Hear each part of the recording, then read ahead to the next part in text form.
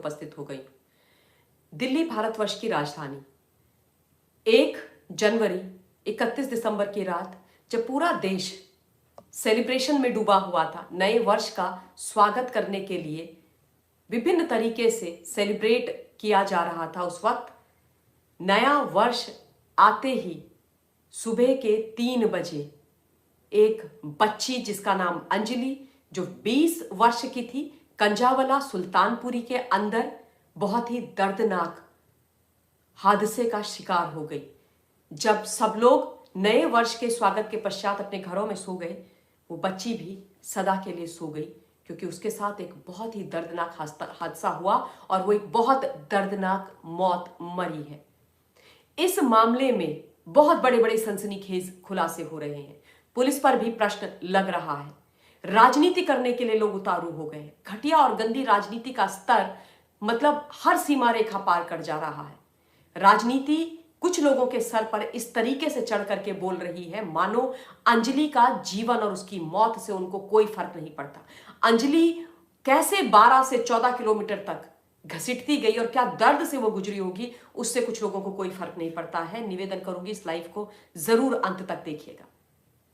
5 लोगों की गिरफ्तारी हो गई है। ये वो 5 लोग हैं जो बलिनो गाड़ी में थे, जिन्होंने सीसीटीवी फुटेज जो रिकवर हुआ है, जो पुलिस के पास है, और उसके ही हिसाब से मैं आपको ये बता रही हूं, जिन्होंने पहले बलिनो जो गाड़ी थी उसको टक्कर मारी और उसके बाद अंजलि उस गाड़ी के पहिए में फंस गई। रुक करके उस बच्ची को बाहर निकालने के बजाय ये दरिंदे लगातार 12 से 14 किलोमीटर उसको लेकर के ड्राइव करते रहे। अब इस कहानी में एक नया ट्विस्ट आया है। एक आई विटनेस आई है, अंजलि की दोस्त निधि, जो एक ओयो होटल है उसमें इन लोगों ने एक रूम बुक किया था। इनके बाकी साथी लोग भी आए थे, इन लोगों ने पार्टी करी थी। बिल्कुल उनको भी हक है, अधिकार है, सबको अधिकार है पार्टी करने का। उसके बाद दोनों का कुछ छोटा मोटा झगड़ा भी रोड पर हुआ था, उसकी भी सीसीटीवी फुटेज दिखाई जा रही है। लेकिन जब यह हादसा हुआ, जब ये हिट एंड रन का केस हुआ, तब अंजलि के साथ निधि भी उस स्कूटी पर थी, ये खुद से उसने बताया। और जब उस स्कूटी को इन बलिनो वालों ने टक्कर मारी, निधि को छोटी मोटी चोट लगी, वो तमाम अब बयान दे रही है, और उसके बाद वो वहां से भाग गई। और उसके बाद वो अपने घर चली गई, उसके हाथ में फ्रैक्चर है। और जब ये सीसीटीवी फुटेज रिकवर हुआ, जब पुलिस ने काम किया, सीसीटीवी फुटेज रिकवर हुआ, तब निधि की खोज की गई, उससे पूछताछ की गई, तब उसने सारी घटना बताई। और उसने ये बोला है, मतलब जिसको सुन करके रोंगटे खड़े हो जाते, ये बहुत ही स्पाइन चिलिंग हीनियस क्राइम है।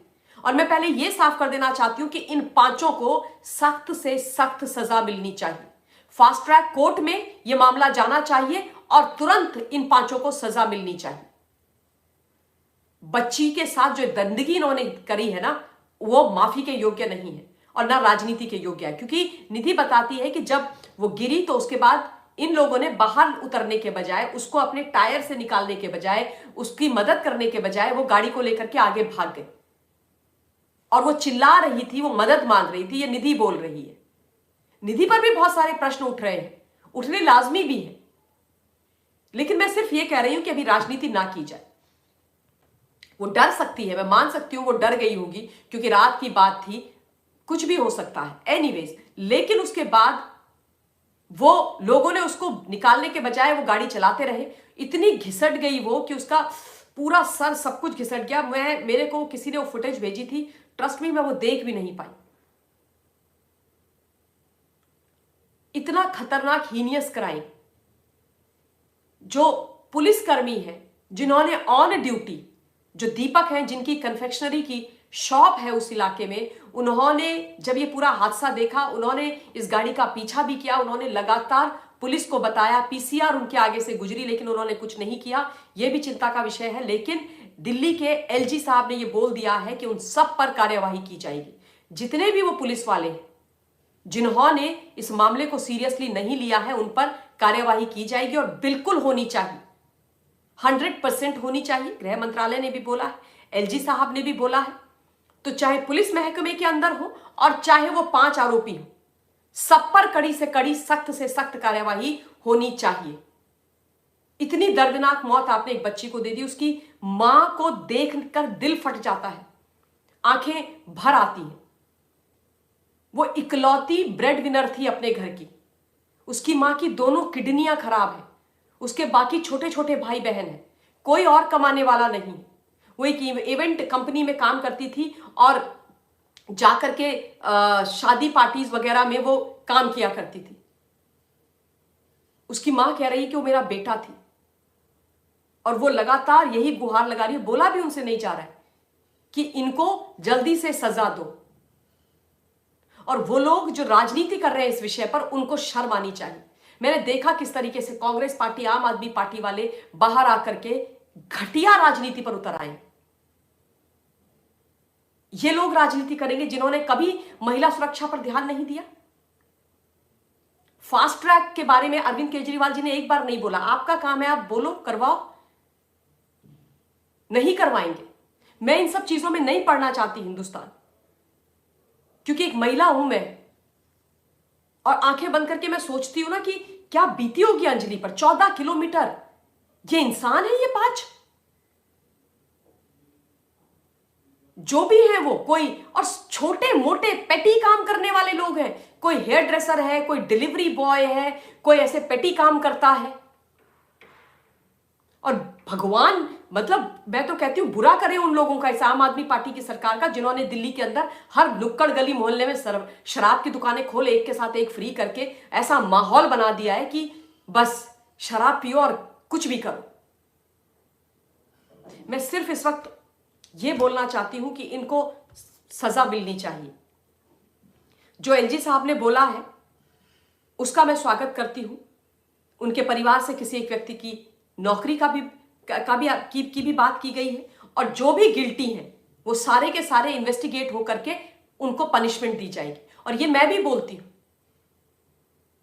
कि दीपक बोल रहे हैं कि मैंने लगातार कॉल पे कॉल करी है, लगातार मैं कॉल पे कॉल करता रहा, लेकिन उनकी कॉल एक्शन क्यों नहीं हुई? कौन है वो पुलिस वाले? और मैं बोलती रही हूं ना हिंदुस्तान, ये वो लोग हैं जो 20-20, 25-25 साल से सिस्टम के अंदर बैठे हुए हैं, 15-15, 20-20 साल से सिस्टम के अंदर बैठे हुए हैं।